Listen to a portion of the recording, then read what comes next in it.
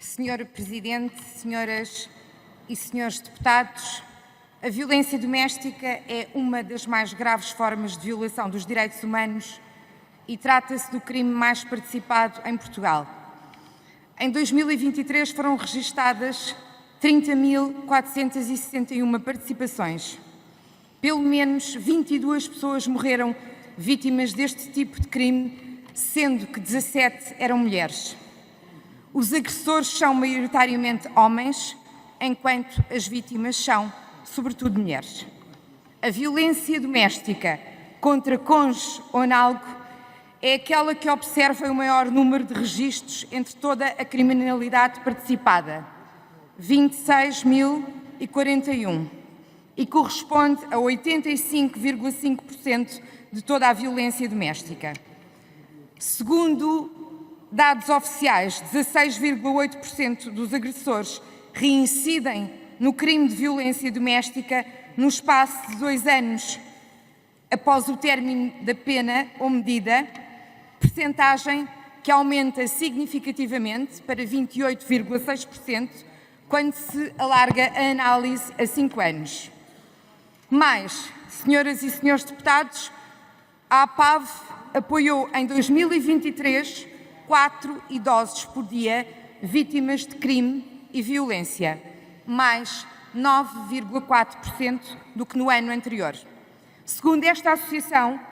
o fenómeno de violência contra as pessoas idosas está a crescer e não se limita a formas de violência facilmente identificáveis, passando por comportamentos que retiram às pessoas idosas poder de decisão, autonomia, liberdade e dignidade, o que constitui flagrante violação de direitos humanos e abre caminho para formas mais gravosas de violência. O relatório anual de segurança interna de 2023, que pela primeira vez faz a desagregação da violência contra idosos, registra um total de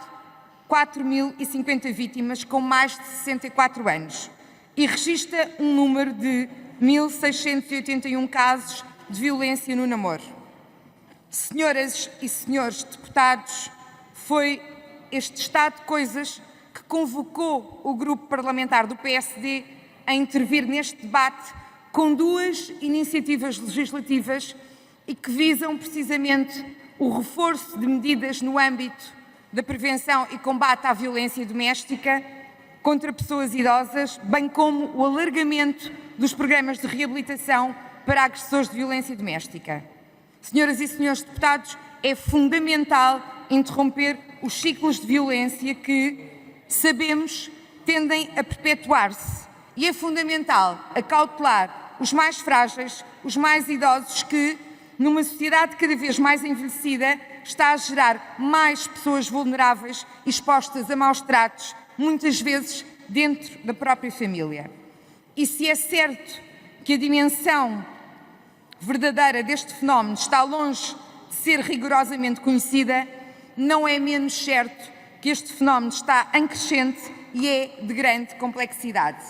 E assim, afigura-se pertinente produzir e disseminar mais informação acerca da violência contra pessoas idosas,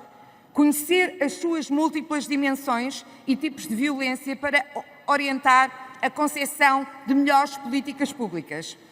Do mesmo modo, consideramos pertinente promover a formação especializada dos profissionais das forças de segurança, da saúde e da área social, formação que deverá incluir conteúdos específicos sobre crime e violência, em especial os fatores de risco da violência contra pessoas idosas e o que fazer para a prevenir e como prevenir nestas situações. Por outro lado, também considera o grupo parlamentar do PSD fundamental investir na reabilitação dos agressores, de modo a prevenir a violência e conter a reincidência criminal, que é significativa. Intervir junto de agressores, quer em contexto de prevenção, quer em contexto de reabilitação, é um forte contributo para a interrupção de ciclos de reprodução de comportamentos violentos, se os programas de intervenção forem bem concebidos e adequadamente aplicados. Aliás, é a própria Convenção de Istambul que refere expressamente a necessidade de criação deste tipo de programas preventivos com o objetivo de prevenir a reincidência e, em particular, a reincidência de agressores sexuais.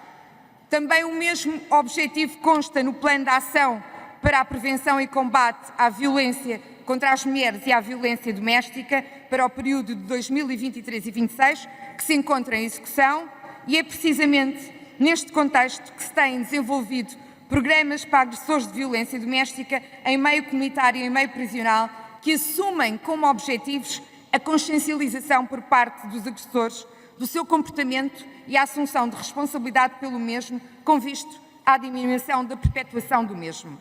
Em meio comunitário, tem sido desenvolvido nas regiões autónomas dos Açores e da Madeira e também no município de Cascais o programa Contigo, em que se pretende desmontar estereótipos e conceitos por forma a prever uma mudança de mentalidades. Programa esse que tem tido resultados encorajadores.